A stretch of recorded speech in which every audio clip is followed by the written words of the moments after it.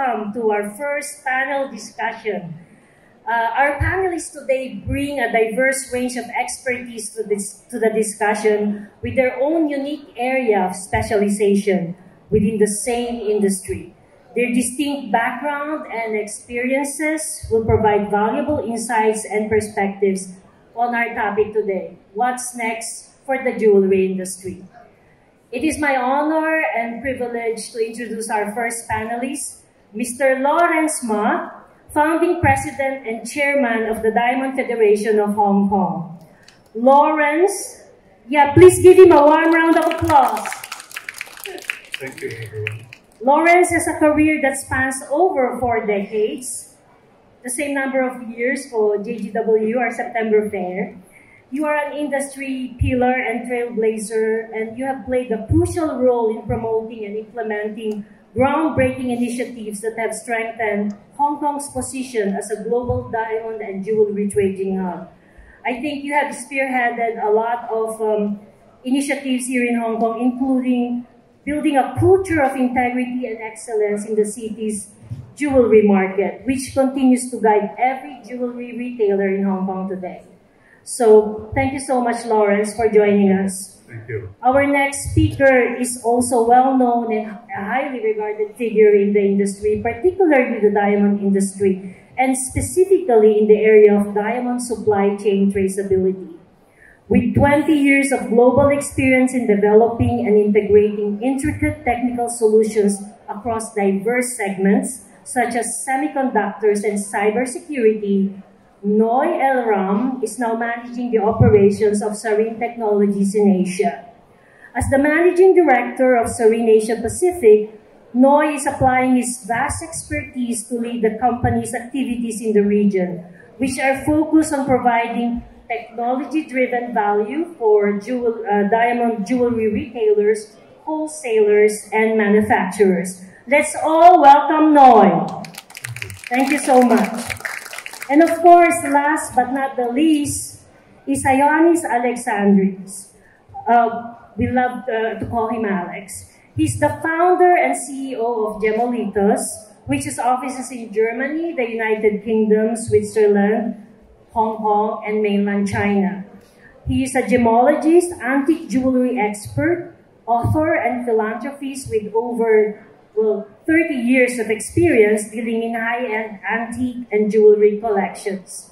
Now, throughout his career, he has traded on important historical pieces owned by royalties, many of which have achieved international record prices. Alex has written several articles, and soon he will be launching his book, Antique Jewelry, 1800 to 1939, which is highly anticipated. Let's all give Alex a warm round of applause. Thank you so much. And I believe you have plenty of questions for them, but first let me ask the first questions, and later we'll have plenty of time for the Q&A. Now, my first question, guys, is that the pandemic has changed our lives, personally and professionally. I want you to share with us what has changed in your business, in your industry in general. What is new that you're excited about? And what are the values that remain true to this day, even post-pandemic? So, Lawrence, please go ahead. Thank you, Marie. Thank you for your very kind introduction. I think the last 3 years is unseen in my 40 years of industry experience. The pandemic, of course, on the surface, the biggest impact is, especially for people from this part of the world, that it's not convenient for us to visit anybody else in the rest of the world or for them to visit us. But actually, simultaneously, so much had happened. Information technology has improved so fast that look at people in the subway. They are looking at their mobile phone.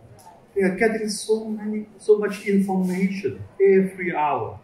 At the same time, they are distributing a lot of information.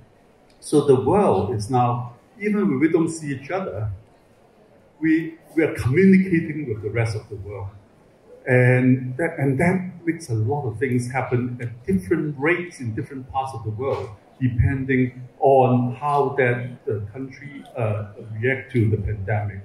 But at the same time, I think economic environment, for example, the cost of money, interest rate, has steadily come down in the last 25, 30 years.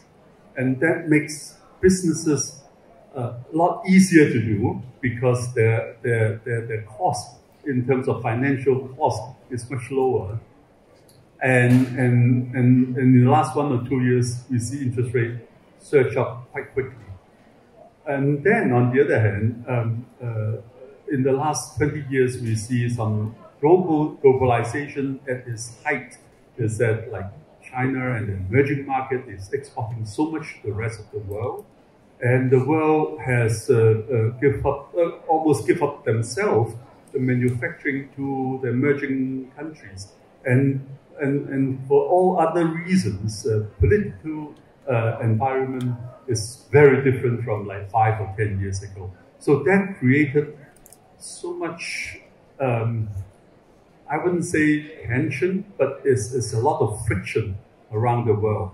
And you know, in the business world, friction is usually not good. Either it means lesser efficiency of transfer of goods and services or capital. So I think that really impacted everybody. But I jumped to my conclusion. I still remain very positive. Okay, thank you so much.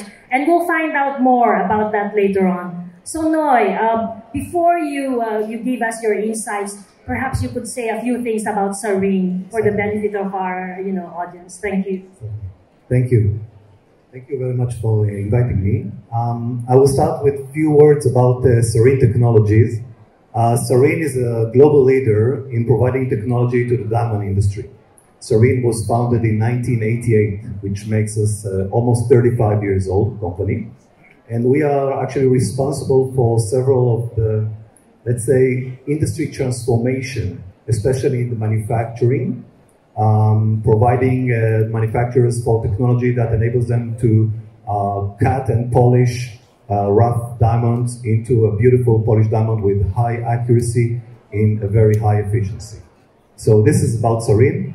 Specifically for your question, Marie, I think one of the key things that I see when I talk with retailers is the behavior of the consumer. First of all, we have a new age, a new generation of consumers. The Gen Z, the millennials, they are so different from the Gen X, boomers, you know, the old people. First of all, their attachment to technology. Everything they do is connected. They research online. They share their insights. Many reviews platforms in United States and in China, we see that people research and check those platforms before they make the purchase. Additional thing, of course, is the online. One thing that the pandemic has accelerated was actually like a catalyst, the online purchase of jewelry. Before pandemic, no one would even hear about purchasing online. Today, you have e-commerce, you have like live streaming, live shows that you purchase your jewelry through them. And of course, every retailer has to have an online presence, which is whether it's on the website and of course all the social media. You know, Weibo, WeChat in China, Instagram, Facebook, and so on and so forth. Today, a retailer basically is not existing without any proper social media platform. Another thing that we saw is the advancement of technology. You know, I'm looking at what our company did, especially in the traceability, which has become a very important aspect of the diamond. But of course, not only that, we see a vast advancement in the 4C AI grading area. And our company has introduced machines today that are able to grade diamonds automatically using AI. So there are a lot of things that have been, progressed and advanced. However, I still think that the fundamentals of trust, of full disclosure, certification, all those kind of things still exist. And especially today, we have so much information. It's hard to tell what is right, what is wrong, fake news, real news, and all those kind of things. And you become dependent on the jewelry, on the retailer, to provide you with the right information and consultation so that you will buy the product that you really need. I am optimistic, but there are a lot of changes today. I think one of the key things is lab-grown diamond, which has become very, very accepted by the mainstream, especially in the United States. And it will be definitely interesting to see where the diamond industry is heading, especially in light of those events. Indeed. Thank you so much, Noy, and we'll definitely touch on that later on. Now we're going to step into a different world, Alex's world, a world of beauty, artistry, craftsmanship, beauty that remains true to this day, the world of antique jewelry. So Alex, how has the antique jewelry market evolved following the pandemic? Are you immune to disruptions? Is your market different from like the contemporary jewelry market? Thank you. First of all, thank you very much for the invitation, and I'm very happy to be back in Hong Kong. Answering your question, I think there's a completely different market, the antique market. And I wouldn't say only antique, because antique is a very specific part of what we do. I would put it in two categories, antique and vintage jewelry. Both of them are a completely different thing than the jewelry that everybody is dealing and buying. Saying that, and I'm saying it always to my presentations, if you buy an antique piece of jewelry or a vintage piece of jewelry, you buy together history. And by that, yes, we are I would say in a much better situation than the modern jewelry. It was like buying a piece of art. And the question is art diminished, or the value got less during the pandemic or after the pandemic? I don't think so. It's only my personal opinion, and I think everybody can see that, not only from auctions, but also from the prices that they are still achieving in the trade from antique and vintage jewelry. So answering with one word your question, yes, I would see our market, well, I would say stronger than the other segments of the industry. Thank you, Alex. So, while antique jewelry provides us with a glimpse of the past, the jewelry industry in Hong Kong is a thriving and dynamic force in the present. Now, going back to the first point you raised earlier, Lawrence, about you being optimistic, how optimistic are you? How are Hong Kong jewelers doing? How are you? Well, I think we are very fortunate. I personally feel very blessed to be in the diamond and jewelry business, because we see happy customers. Ladies are all very happy wearing jewelry, diamond jewelry, emerald, ruby, sapphire, And I think we are genuinely, people said, oh, you're selling things, they couldn't fill their stomach with it. Every industry has different roles, but I think the jewelry industry has a special role in creating, let people remember experiences, important dates, the affectionate relationship and all this. So I think there will always be demand, and we're definitely fulfilling a role. So whether the business will be good relatively or bad relatively, it depends on a few factors. First is the economic growth. If that area, the economic growth is higher, so people are earning more money, the propensity to spend is higher. And definitely the proportion in jewelry is higher. But on the other hand, in the jewelry industry, we do also have to innovate and work very hard, because you can't sell 10 years the same style or the same usage. We have to innovate so that the consumer realize that, oh, they like something new. They like new idea, how to mix and match different things. So I think it's ongoing all the time. And the other very precious thing is that Hong Kong, I think, is the most transparent, the most efficient market for precious materials like diamond jewelry and sapphires and rubies or jade, whatever you mentioned, because we don't have different duties and tax, so we have this jewelry show, which is welcomed by all participants around the world. And then we have new designs. We have in the Greater Bay Area, the manufacturing facility, we have the design facility, and this is truly a great platform. The last 3 years, as I said, on the surface, the pandemic had made traveling to meet each other, physical meeting difficult. But since March, when we're able to see the rest of the industry members from different parts of the world, from China, from Southeast Asia, from Europe, from US, all over the world, I think there's a lot more positivity there.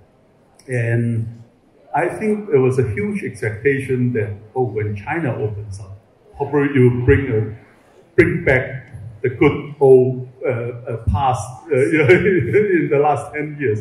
But I think China, as a country, is a very responsible government. They are looking for long-term sustainable growth and betterment of their people.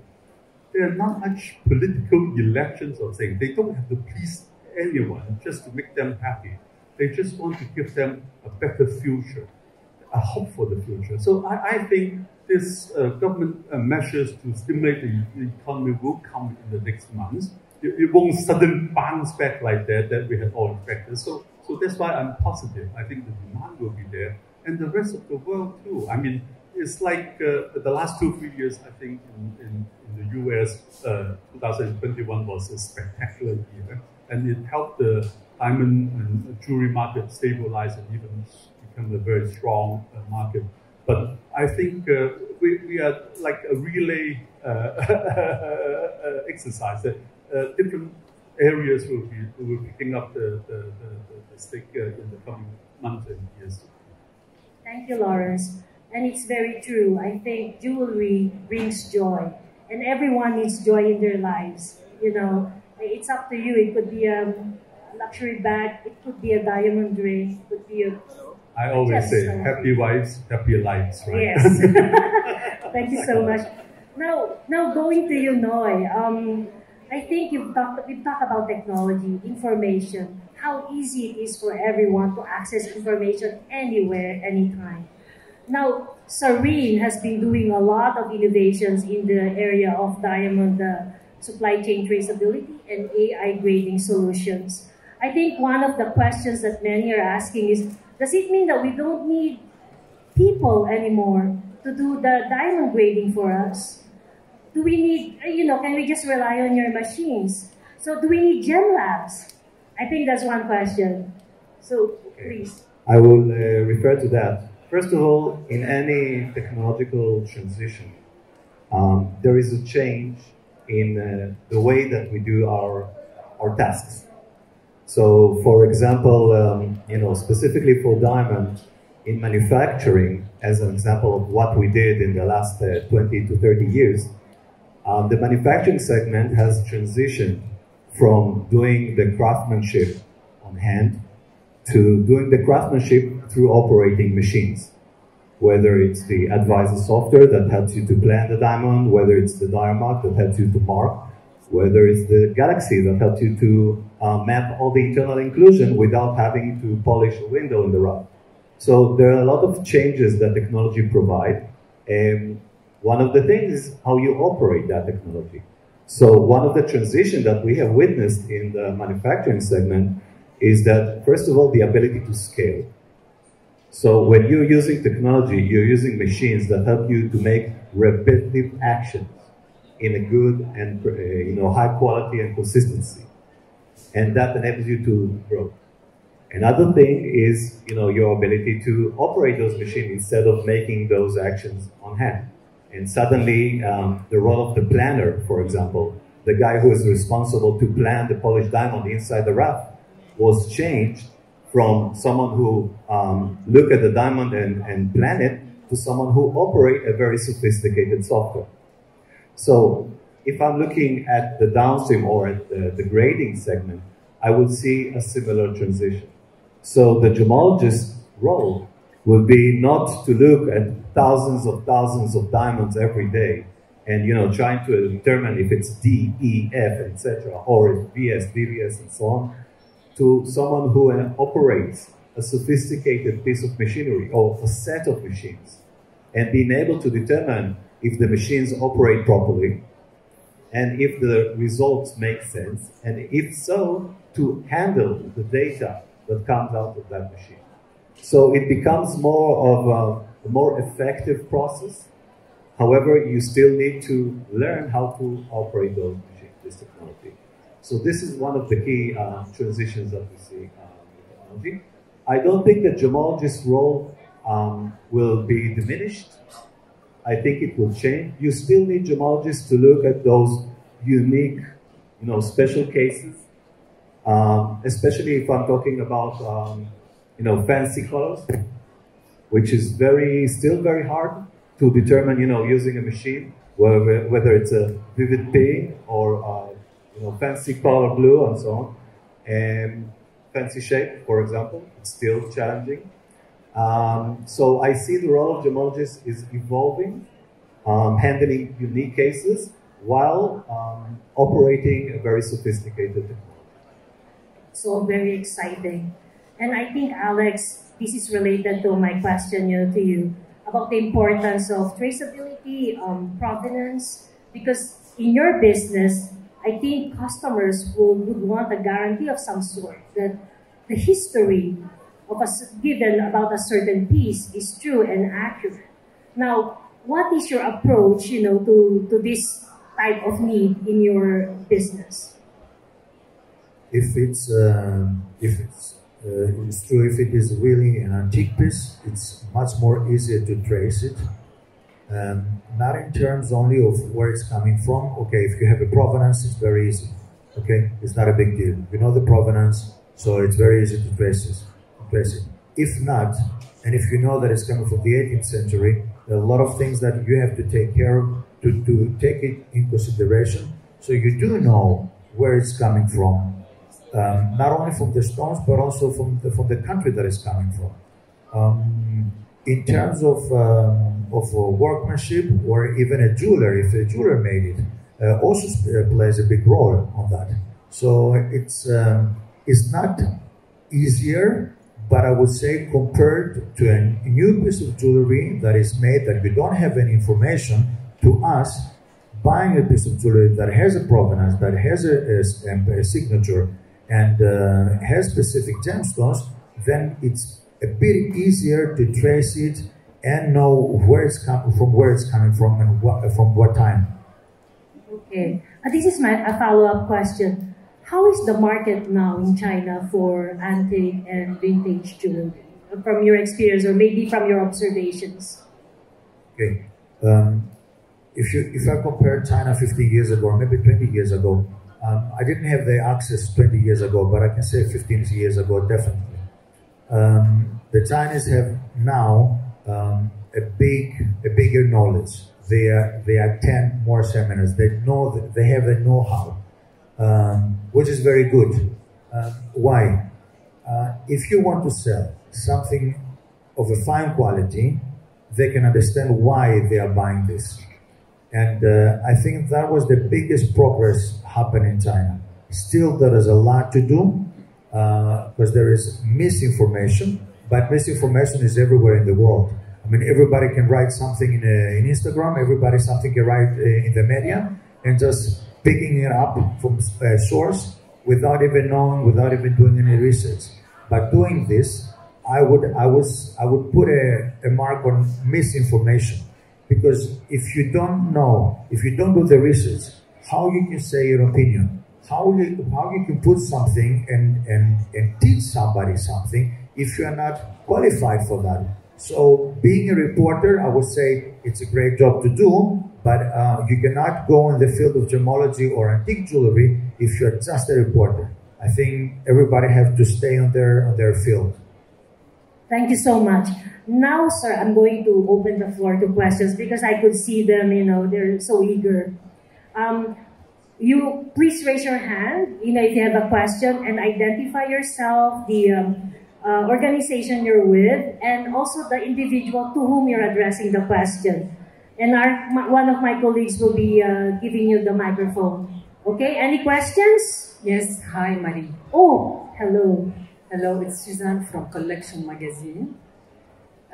Thank you for the information you're giving us today. My question is between lab-grown diamond, antique and vintage jewelry, contemporary jewelry, where do trend in jewelry stand? Let's say trending in jewelry. What's trendy, what's not trendy today? I can answer. Yes, please. I can answer this. I can only speak about my field, okay? I would rather speak about my field than going to another field. I'm seeing, not only me, we're seeing generally our dealers that the trend is going on the 70s and 80s. The collectors are starting to collect this kind of items. You don't see it only for the prices. You see it for the demand.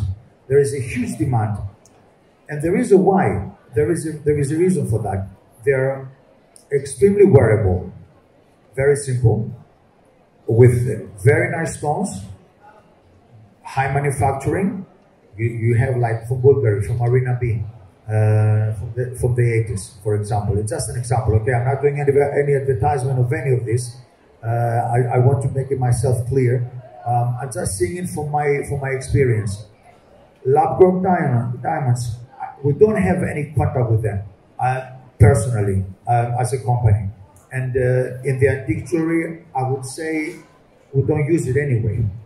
If somebody replacing some diamonds, some natural diamonds with the lab-grown diamonds, this is another story. So I think I answer only on my field. Thank you. Thank you. I can add on that. For my experience with retailers in Asia, lab-grown diamond is still, I would say, people are still skeptical in Asia, as opposed to the US. When it comes to diamond, it's all about trust. It's all about disclosure. It's all about informing the customer about the product and letting him make the informed decision. And, lab-grown has been in our industry for a very, very short period of time. It's still accepted with skepticism, but in the US, considering the current financial situation, it has been accepted very well. Having said that, it still requires an education of consumers. Consumers don't know what is the difference between lab-grown and natural diamond. They consider lab-grown as synthetic, sometimes fake diamond. So it has to go through a lot of education for consumers to understand what are they buying. Another thing that has changed, especially in the natural diamond, in light of the recent events, especially between Russia and Ukraine, is the necessity to identify the source of the diamond, the origin of the diamond. And this is where we see a lot of traceability solutions. Traceability solutions not only relate to the origin of the diamond, but tracking the diamond through the manufacturing stages. So from rough to polish, and really making sure that the polished diamond indeed came from the rough. Because the fact that you can source the origin of the rough doesn't mean that you can match the polished diamond to the rough. So this is another aspect of the trends that we see, especially in the diamond industry. I would say that another thing that we see is the brand, the importance of brand, which is part of the trust, the what the consumer is aware of, and the stronger the brand, the better the trust is. And I'm not talking about all those boutique retailers. I'm talking about the big chains and what value does their brand stand for. If it's on quality, trust, traceability, and so on. And they need to show the value in order for consumers to accept. a lot of ESG aspects which are related to brand value we see in the retailer. Thank you, Noy. Thank you. Lawrence? Yes, I think natural diamond and lab-grown diamond. Lab-grown diamond, I mean, I know popularity in the States has grown very quickly. And I think rightly so, because it's technology. I mean, before what we think we cannot produce, now we can produce. And I personally, I'm all inclusive. I think as long as we give more choices to the consumer, let them be the judge. The most important thing is that there's no misrepresentation, so that the consumer's rights and knowledge is protected. I think that's why I think Hong Kong, we have a very simple law, is that the Trade Description Ordinance, that a diamond needs to be a natural mined diamond, and then all else you have to tell the consumer how was it created or how. And I think each will find its own place in a matter of few years. Like, because like rubies and sapphires, we do have man-made rubies and sapphires, but they are now two separate markets. And natural rubies and sapphires are like way more expensive than a lab-grown one, because lab-grown you can recreate. For example, I don't know, maybe the world is producing 10,000, 20,000, 3-carat natural diamond a year, and the natural diamond 3-carat is somewhere between 20, 30,000 US dollars to maybe 100, 150,000 US dollars. Actually, the value is still there, because I think in this world, every year there will be more demand. Any household that owns an apartment for 500,000 US or 2 million US can afford to buy a 3-carat natural diamond. So actually, I think they will grow. And natural diamond, we know that the supply is stable and if not dwindling. So I think that they both have their markets. It's the consumer's choice what they want to do with their money. And as long as lab-grown and natural do honestly and truthfully let their client know about their product offer, that would be the best thing to do, I think. Yeah, and we try. I think the last thing we want is any deterioration in consumer confidence, and that's why I think we need terms of engagement, orderly market, a transparent market, transparency, and also sustainability. Thank you. Very well said. Other questions? From Giovanni of Preciosa Magazine. Good afternoon. Giovanni Micera, Preciosa Magazine, Italy. In the past, the bears said diamond is forever. Today, young people love to change and use it. Which is your opinion to this potential for the future? He is talking about the young generation today. Do they still value jewelry? Because instead of jewelry, they like gadgets, right? So how are we going to expand? Diamond is not forever now. Yeah, that's what he's saying. I can relate to that. I think jewelry is a way of expression. And I don't think people will not wear jewelry. I don't think this will disappear. It's all about what do you want to choose? What makes you feel? I mean, choosing a jewelry, it's an emotional purchase. How you feel about this diamond, how you feel about this ring, bracelet, whatever. So, you talk about gadget, it's true. There's a lot more technology, but still people want to express themselves. I don't think the diamond will disappear. I think that it is changing. But still people, when they buy diamond, especially, it's an emotional purchase, they want to feel unique. Having said that, you have what we call high-end fashion jewelry. And we see the lab-grown is making its way through that segment. I don't say that people don't buy bridal with lab grown, they do. But still, like, if you want to buy a very unique present, you would still go for the natural. I'm not saying that it will not change. Maybe it will, I don't know.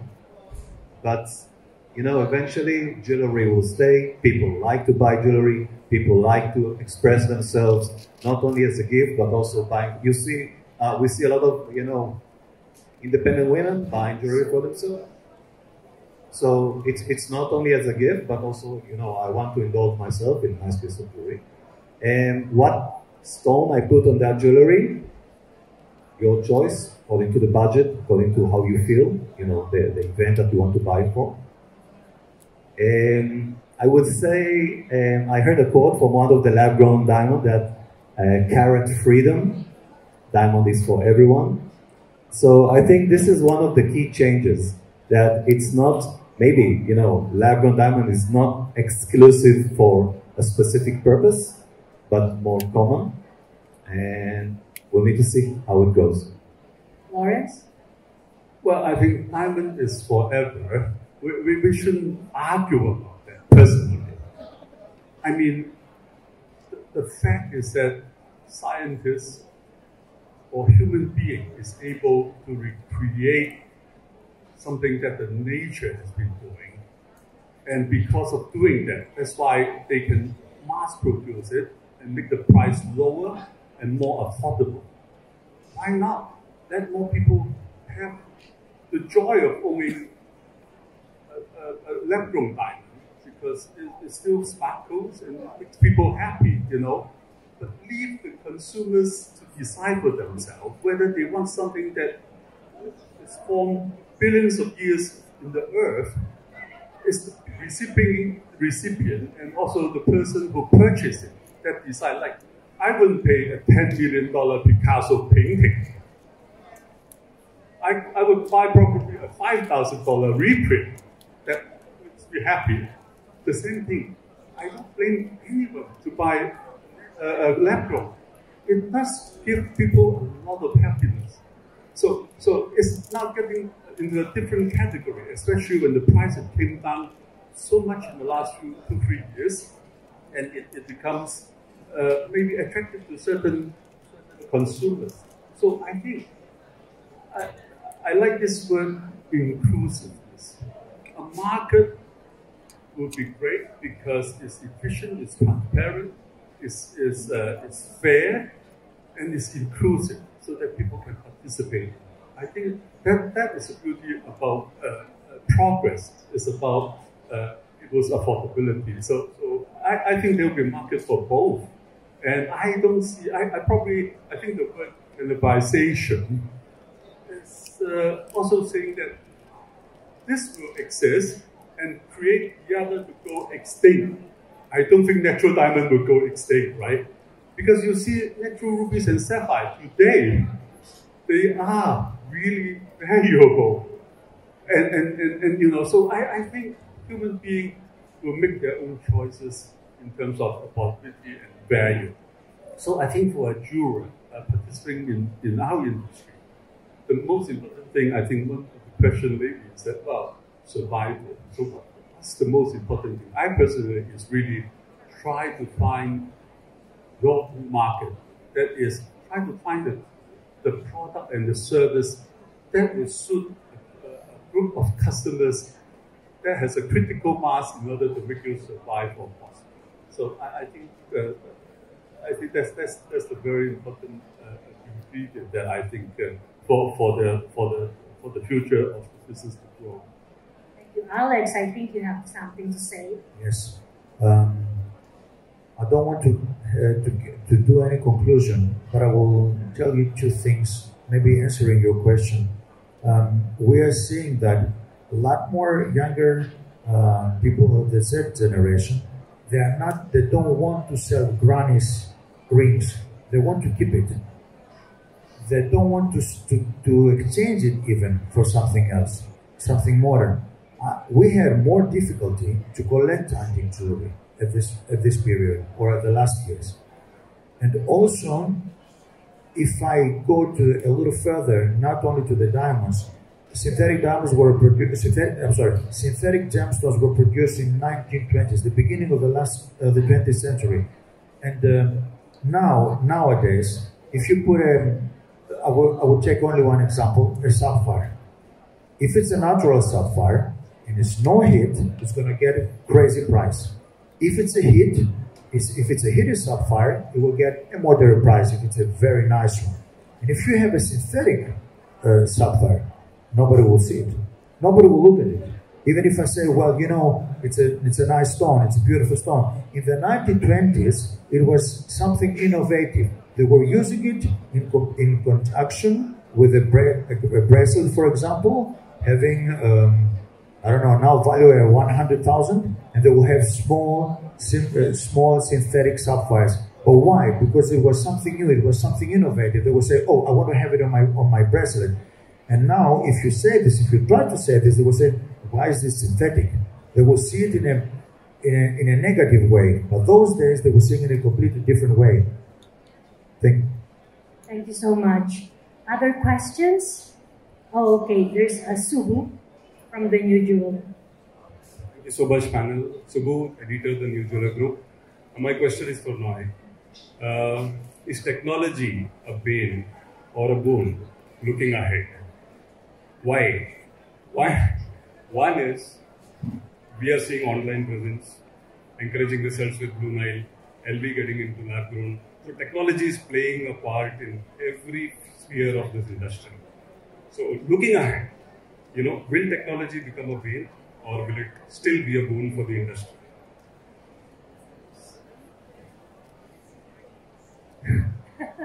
Depends how you look at it. For my side, of course, technology is a blessing. Look, it's interesting because the diamond industry has been so conservative and traditional and, handcrafts and everything. And when Sarine started to transform the manufacturing segment, there are a lot of transition, a lot of complaints about, the end of the diamond manufacturing and so on. I don't think it's a curse. I think this is the way the world goes. The diamond industry is no different than any other industry. I would even say at today's age, technology is a necessity. Like we have with retail, those who did not adapt to the online presence did not survive the pandemic. Today with the lab grown, and I would say the necessity to create an efficient streamline of manufacturing and grading. During the pandemic in India, many graders just vanished, went back to their hometown. And when the pandemic ended, it was very hard to recruit gemologists.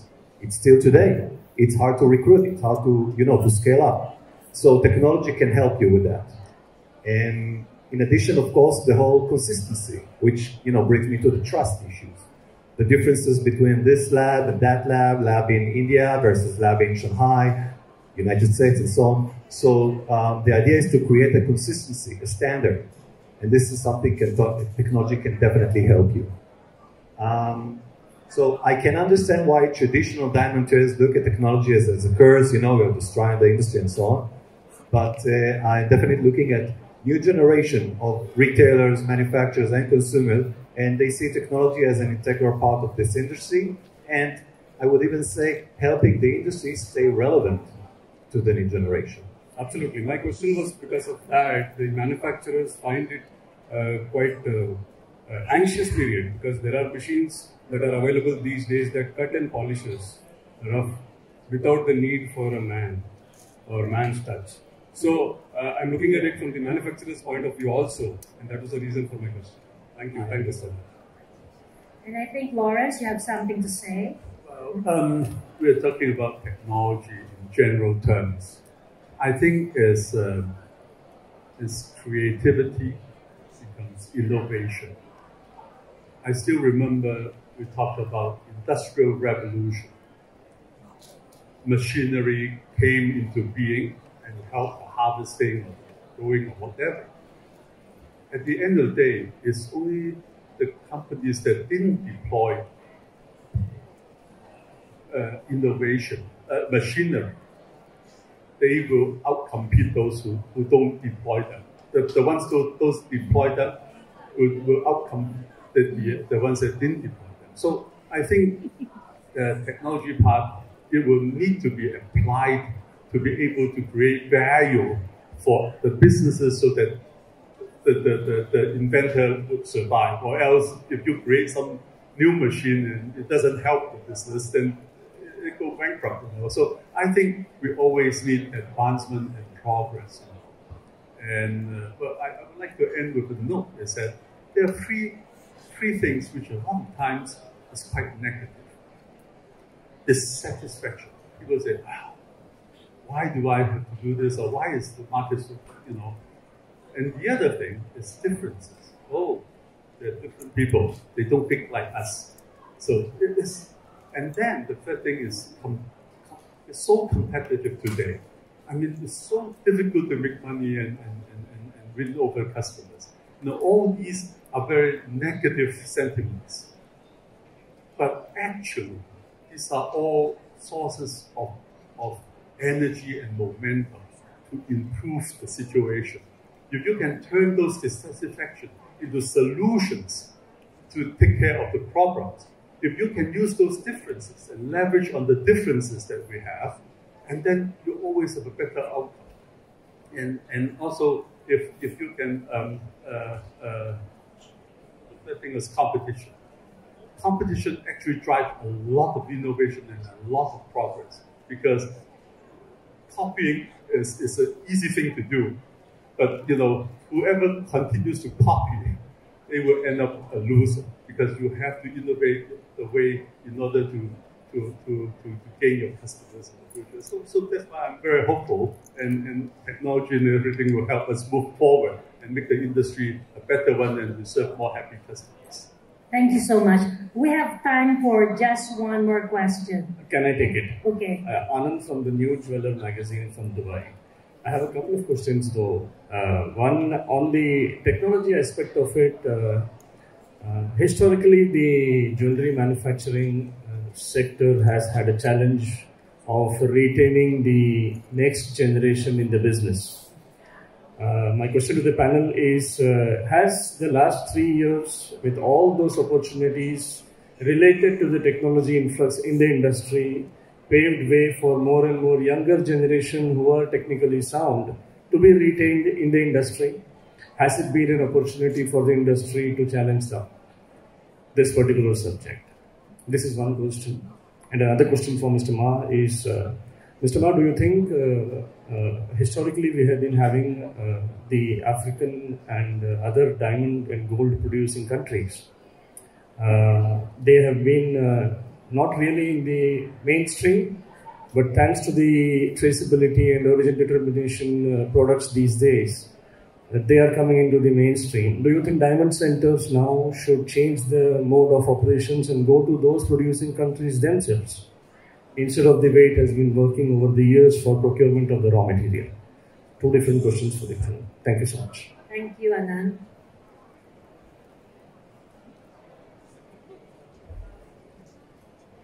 I think the world is becoming a smaller place. In Hong Kong, we benefited from one very ingenious invention of China. One country, two systems. That's why I really love inclusiveness. How do you make everything coexist and find the terms of engagement for them so that they can do their best and then they can create new things out? So I think when you talk about countries, now today, China comes out with the One Belt, One Road. The sole purpose is to really engage different people from different countries, from different parts of the world, so that they can exchange. I think the best thing for the world in the last 40 years was this globalization of trade.